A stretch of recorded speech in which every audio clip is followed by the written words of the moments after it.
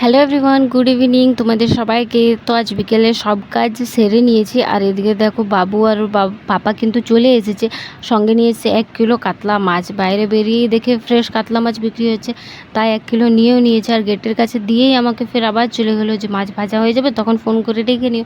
তো আমি এদিকে মাছগুলোকে ধুয়ে নুন হলুদ মাখিয়ে কড়াইতে তেলও দিয়ে দিচ্ছি গরম হওয়ার জন্য। আর মাছগুলোকে আমি কতবার যে ধুয়েছি তোমাদেরকে বলে বোঝাতে পারবো, 5 থেকে 7 বার তো আমি এমনি এমনি ধুয়ে দিয়েছি। আর এখন টাইম প্রায় 8টা সাড়ে 8টা হচ্ছে, তাই তাড়াতাড়ি আমি খাবারও করে নিচ্ছি। তার সাথে সাথে বেশি কিছু বানাবো না, রুটি আর ওই পাতলা একটু মাছের ঝোল, ওটাই হয়ে যাবে। আর কালকে বরের তো ফুল ডে ডিউটি আছে, সকাল 5টাতেই ও বেরিয়ে যাবে। আর কাল তো আসবে না, সে আসবে আবার পরশু সকালে। আমি রাতের সব খাবার দাবার করে এদিকে দেখো বাবুও চলে এসেছে। বাবুকে এদিকে একটা থালায় মাছ ভেজা দিয়ে দিয়েছি, মাছ ভাজা দেখেই তো ও পালাচ্ছে।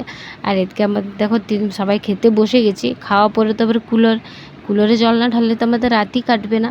আর এদিকে দেখো বরের ইউনিফর্মটাও প্রেস করে নিয়েছি আমি। আর এখানে সকালে সময় হবে না, তাই রাতে সব রেডি করে রাখছি, ব্যাগও প্যাক করে রাখছি। কারণ ফুল ডে ডিউটি থাকে তখন সব কিছুই নিয়ে যেতে হয়, ঘর থেকে সব কিছু নিয়ে যায়, বেড বিছানা টিছানা সব। এদিকে দেখো উইসেলটা তো এর ফেভারিট, ডেলি ডিউটি যাওয়ার সময় এরকমই করে।